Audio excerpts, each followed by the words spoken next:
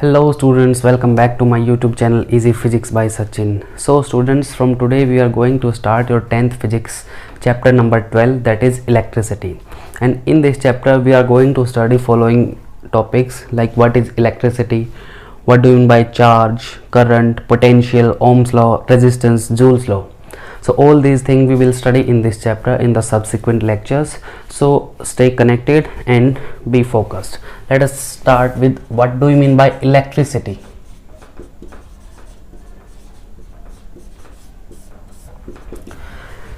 You have many electrical appliances in your homes, like we have TV, we have refrigerator, we have AC, we have electrical motor, coolers, fans.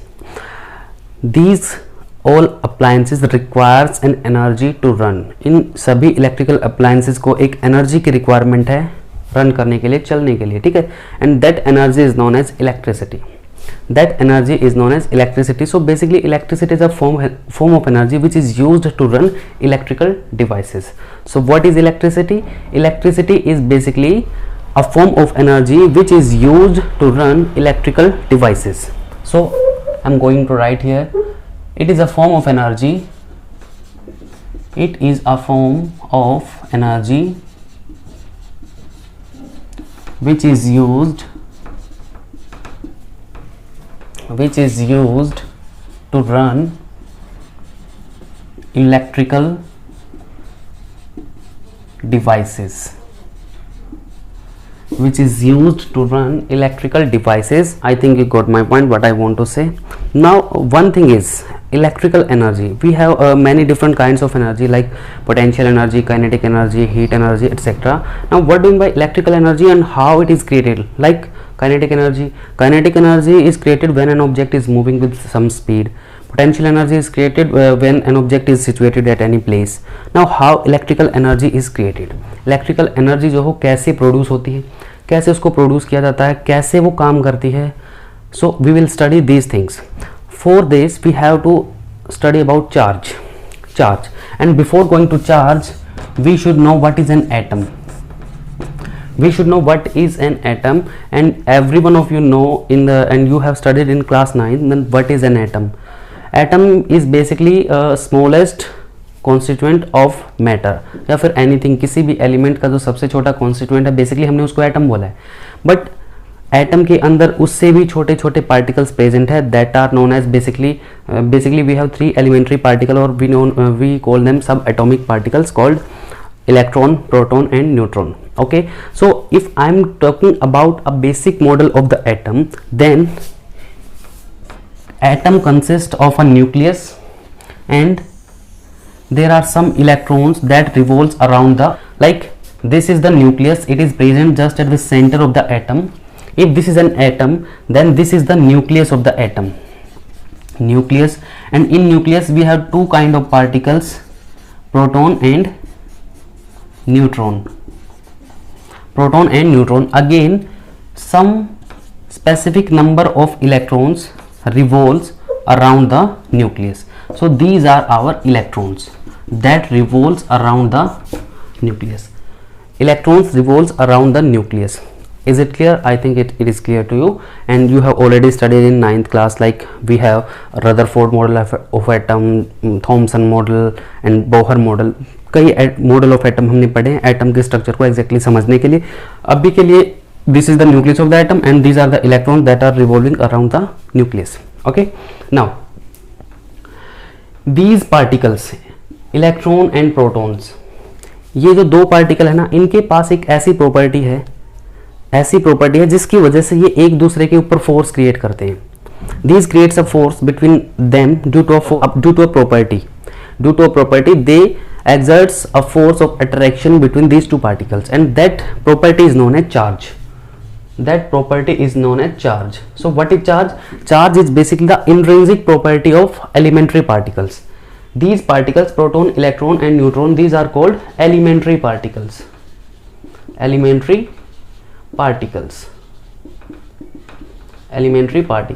So these elementary particles has a property known as charge. Due to that property, these particles exert some force on one another. I think it is clear. So charge is basically, अगर अभी थोड़ा सा example लेंगे उसके through और clear होगा, ठीक है। So charge is what, it is basically the property, और वी में से intrinsic property, intrinsic property of elementary particles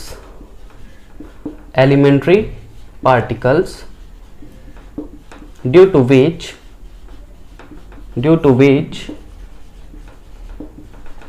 they can attract or repel each other, or we may say they can exert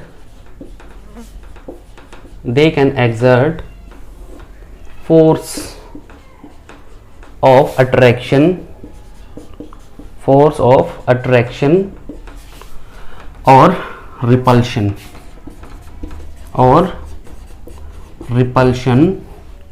on each other.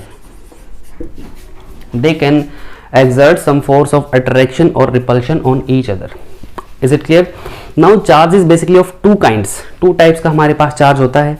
One is, you already know about that we have two kind of charges. One is positive charge and another one is negative charge. Positive charge and negative charge. So what is it positive charge? Positive charge हमारा किसके ऊपर होगा and how it is acquired by body, कैसे किसी body के ऊपर positive charge आएगा, और इन पार्टिकल्स में से, तीन पार्टिकल्स में से किसके ऊपर पॉजिटिव चार्ज होता है, कैसे नेगेटिव चार्ज आएगा. कन्वेंशनली जो हमारा प्रोटॉन है, प्रोटॉन के ऊपर जो चार्ज होता है वो होता है positive and the charge on the electron is negative. Charge on the electron is negative. So proton have positive charge and electron has negative charge, but neutron has no charge. Neutron has no charge, and a body that has no charge is said to be neutral. A body that has no charge means जिसके ऊपर कोई charge नहीं है, उस body को बोला जाता है neutral. So neutron is basically neutral. I think you are able to see here neutral. So neutron is neutral in nature. I think all these things are clear to you. Now come here. Proton has positive charge, electron has negative charge, and the proton में किसी भी atom के ऊपर जो total positive charge है किसके equal होता है, टोटल नेगेटिव चार्ज की. The total positive charge and total negative charge on a body always equals to each other. और दोनों इक्वल होने की वजह से उतना ही पॉजिटिव है उतना ही negative, they will cancel out each other. They will cancel out each other because total positive and total negative charges are equal. Okay, total positive charge, positive and negative charge in an atom is always equal.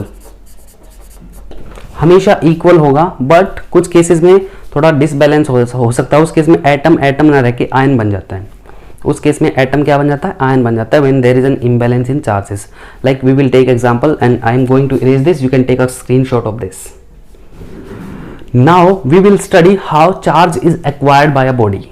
Because I said total positive and negative charge is equal in an atom. Means suppose we have an atom. Let us say this is an atom and there are some electrons that are revolving around the nucleus. This is the nucleus and this is the atom. Now electrons are here, here, here, and let us say 2 electrons are here. Means we have 6 electrons here, 6 electrons. Let us say charge on the 6 electron is 6 and that will be minus because charge on electron is negative. So let us say charge on 6 electron is -6. वैसे -6 नहीं होगा 6 electrons के ऊपर, उसको आगे discuss करते हैं. अभी के लिए हमको सिर्फ ये assume करना है that 6 electrons has a charge of -6. In the same way, now if it is having 6 electron, then it will have 6 protons as well, and 6 proton will have a charge of plus 6, and if I will find the total, then this will be 0.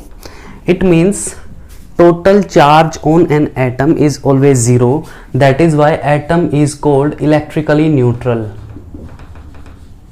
Atom is electrically neutral. Okay, now suppose we have one more atom here. 1 2 3 4 5. This has 5 electrons and 5 protons. Protons are present inside the nucleus with neutrons. Okay, so if I find out this is, let us say, -5, this is +5, the charge is again 0. Now what will happen if one electron comes here? What will happen if one atom from the one electron from first atom goes on to the second atom, or let us say 2 electrons move from here to here, then how many electrons will remain here? Only 4. In this case there will be 4 electron, but no proton is transferred from here to here. It means it has 6 protons. So charge is, my negative charge is -4 and positive charge is 6, that +6, and here we have 5 electron before and 2 electrons, 2 electrons और आ जाते हैं यहाँ पर, तो कितने हो गए? 7 electrons हो गए. Means negative charge is -7 now, and number of protons is 5. Number of protons is 5, so plus charge +5. Now you can see here that if we find out the sum of these, then this will be +2 and this will be -2. In starting, both of these has a charge of 0. Now they are having a charge of +2 and -2. It means उन bodies के ऊपर क्या आ गया? अब charge आ गया, जिनका ये atom है. इट मीन्स इन एटम्स के ऊपर अब चार्ज आ गया. इस एटम के ऊपर प्लस चार्ज आया है और इस एटम के ऊपर माइनस चार्ज आया है. सो इसने क्या किया है? इलेक्ट्रॉन लूज किए हैं, और इसने क्या किया है? इलेक्ट्रॉन गेन किए हैं.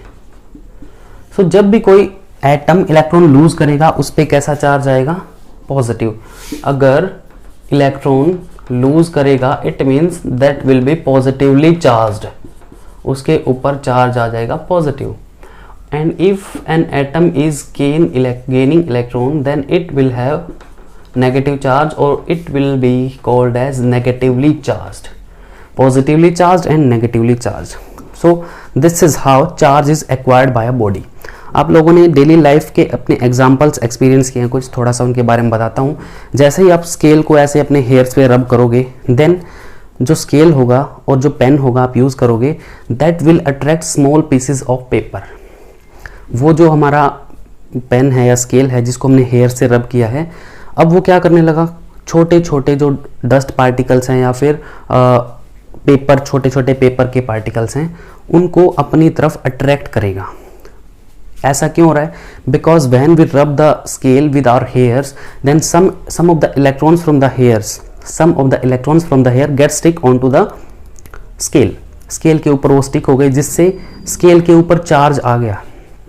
स्केल के ऊपर क्या आ गया है? चार्ज आ गया.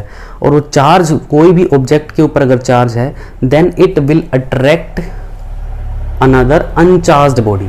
अगर उसके ऊपर चार्ज है तो वो अनचार्ज बॉडी को अट्रैक्ट करेगा. लेकिन अगर एक चार्ज है और दूसरी अनचार्ज है, तो अट्रैक्ट भी कर सकता है और रिपेल भी कर सकता है. ये सिनेरियो मैं यहाँ पे लिख देता हूँ. अगर एक है चार्ज्ड बॉडी और दूसरी है अनचार्ज्ड, तो हमेशा they will attract. And if both are charged, then they will attract और रिपेल. अट्रैक्ट और रिपेल ईच अदर. अट्रैक्ट किस केस में होगा? जब one is positive and another is negative. And repel किस केस में होगा? या तो दोनों नेगेटिव हो या दोनों पॉजिटिव हो. इस केस में होगा repulsion. Is it clear? I think it is clear to you now. Okay, so this is how charge is acquired by a body. Charge is acquired by a body. Okay, now I'm going to erase this. Now I think you understood about the charge. Now this charge makes our electrical energy.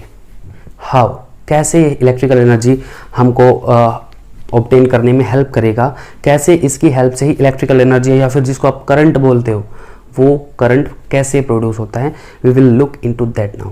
Okay, suppose we have a conductor, you know about what are conductors. Conductors, let us say we have a conductor, this is a conductor। कोई भी wire है हमारे पास, let us say copper की wire है, वैसे बहुत पतली होती है लेकिन हमने उसको थोड़ा सा बड़ा सा करके देखा है, ठीक है। ओके, अब मान लो ये भी हमारा वही कंडक्टर है, ये वाला, ठीक है। इसके अंदर बहुत सारे एटम्स हैं,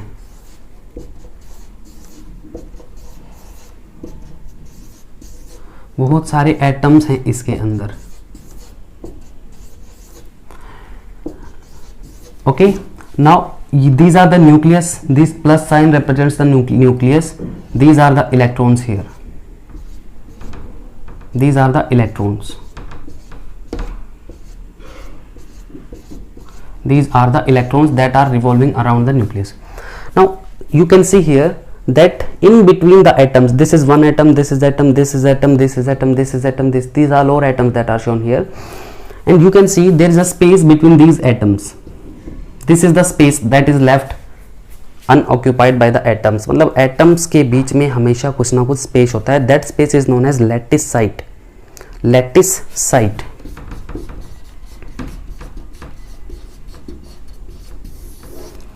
लैटिस साइट, सो ये लैटिस साइट है, इसको जो एम्प्टी स्पेस यहाँ पर बच गया ना, इसको लैटिस साइट बोलते हैं। डिटेल्स में इसको 11th में जाके स्टडी करोगे केमिस्ट्री के अंदर। ओके, नाउ कुछ इलेक्ट्रॉन्स क्या करते हैं, कुछ इलेक्ट्रॉन्स देखो, most of the electrons that are revolving around the nucleus, nucleus के चारों तरफ ऐसे घूम रहे हैं इलेक्ट्रॉन्स, बट सम इलेक्ट्रॉन्स, इनमें से कुछ इलेक्ट्रॉन्स एनर्जी गेन कर लेते हैं और वो एनर्जी गेन करके यहाँ पर आ जाते हैं।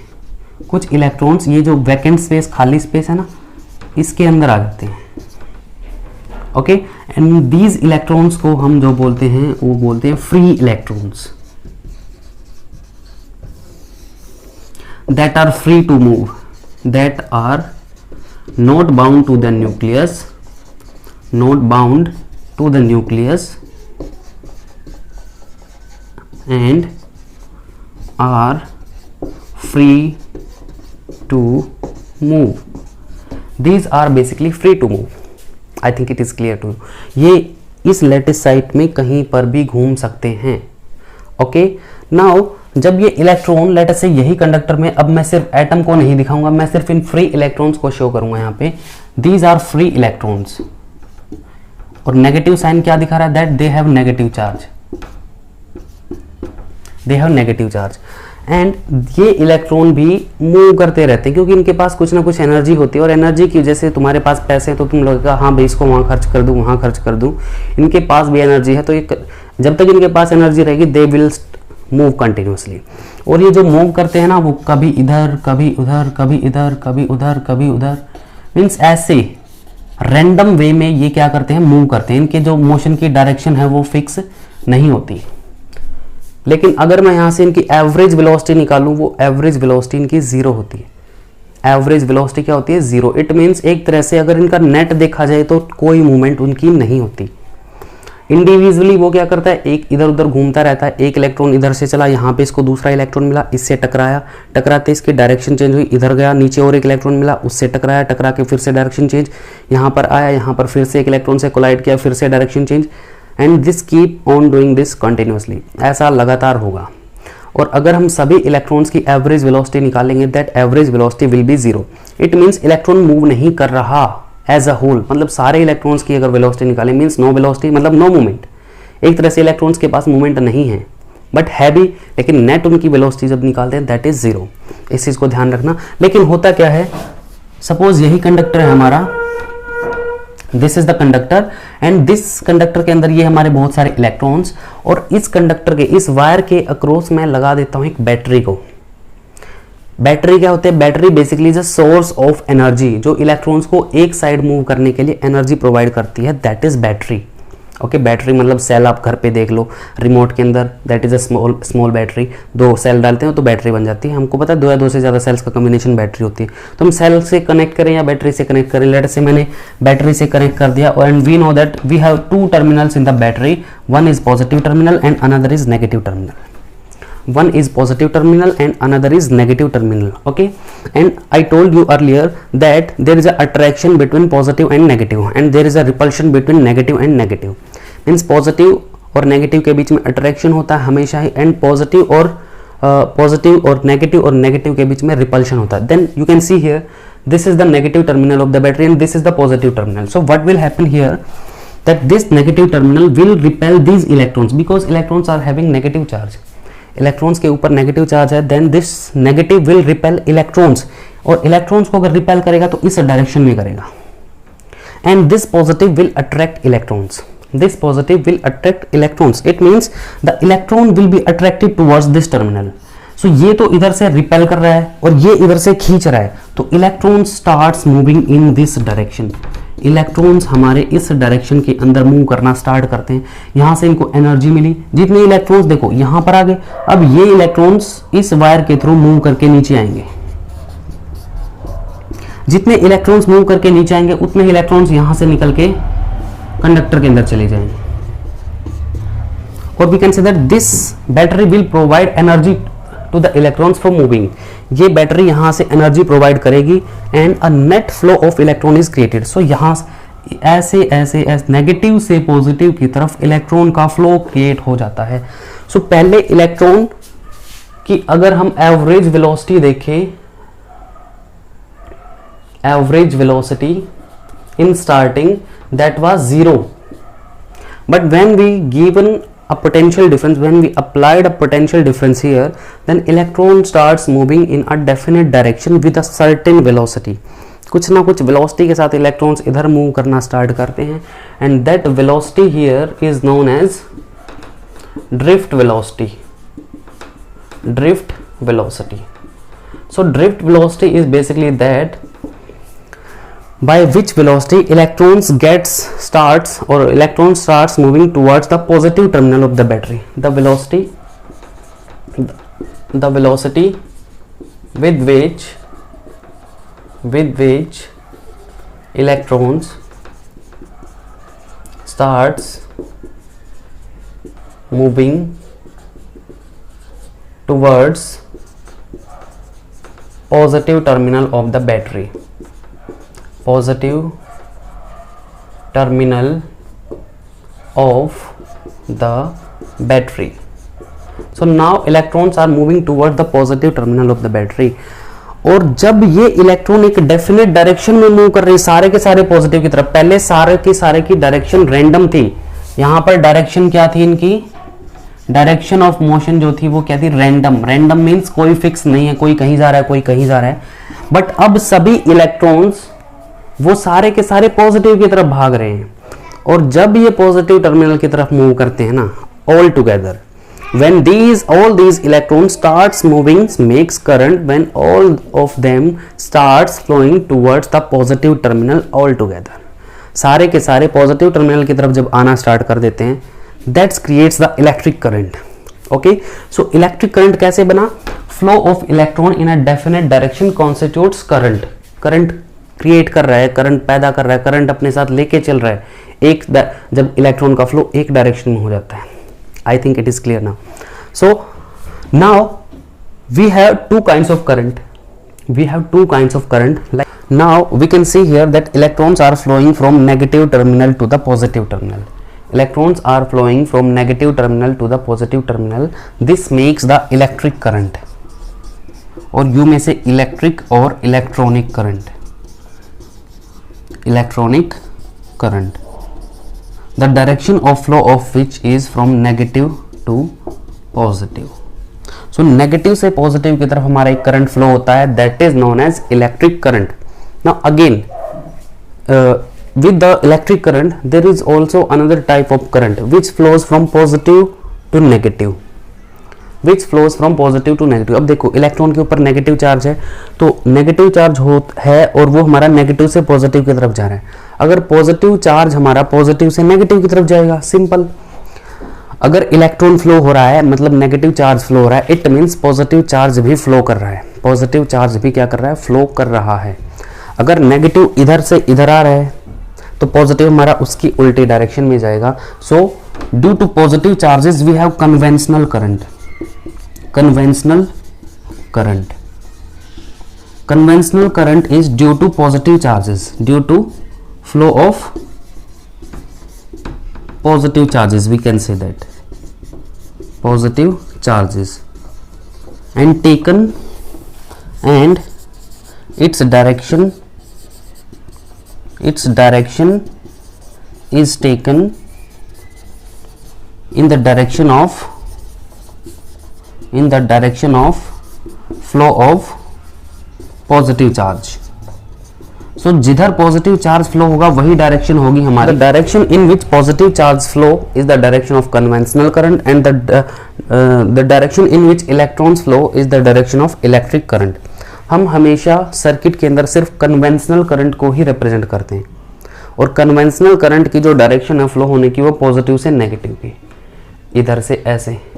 This is the direction of flow of conventional current. So we always consider conventional current. हम हमेशा कन्वेंशनल करंट को ही लेकर चलते हैं, ऑलवेज। इस चीज़ को ध्यान रखना, जब भी आपसे direction of flow of current पूछी जाए इट मीन्स हमको बतानी है कन्वेंशनल करंट की direction. Okay, so I think it is clear now that electric और electronic current flows in the direction of electrons, that is from negative to positive, and the conventional current flows that is in the direction of positive charges. So you must remember that. Okay, I think it is clear now. Now again, the charges means electron having charge, positive charge, इनको flow करने के लिए एक path की requirement है. They requires a path to flow. The charges requires a path to flow. So this is the path on which the charges are flowing. This is the path. If I break this from here, then charges cannot flow. यहाँ से break कर दूंगा, charge flow नहीं कर पाएंगे. So we need a path on which electric charges can flow, and that path is known as circuit. So what is a circuit? The path on which electric charges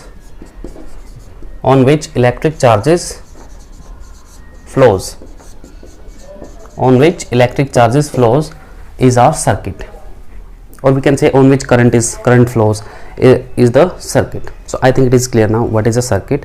Now we will define current and then a principle known as quantization of charge. So what is current? Current को हम define कर चुके हैं, and current को major किया जाता है हमारा टाइम के साथ जो हमारा चार्ज फ्लो करेगा किसी सर्किट के अंदर से, उसके according time rate of flow of charge. I am going to erase this, you can take a screenshot of this. Before defining current I want to tell you that charge has a unit known as coulomb. Coulomb was a scientist on which the unit of charge is given, and it is represented by capital C, and the symbol for charge that we use, it may be small q or capital Q. ये symbol हम Q charge को represent करने के लिए करते हैं. ठीक है, सो अब करंट में आ जाओ. What do you mean by current? सो करंट को मैंने कहा हम मेजर करते हैं. मान लो हमारे पास कोई कंडक्टर है, उस कंडक्टर में से कितना चार्ज फ्लो हो रहा है पर यूनिट टाइम, एक यूनिट टाइम के अंदर, that is known as electric current. So we may define here as the rate of flow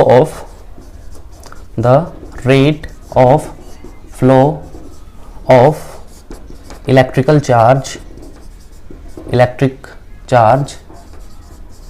is known as current.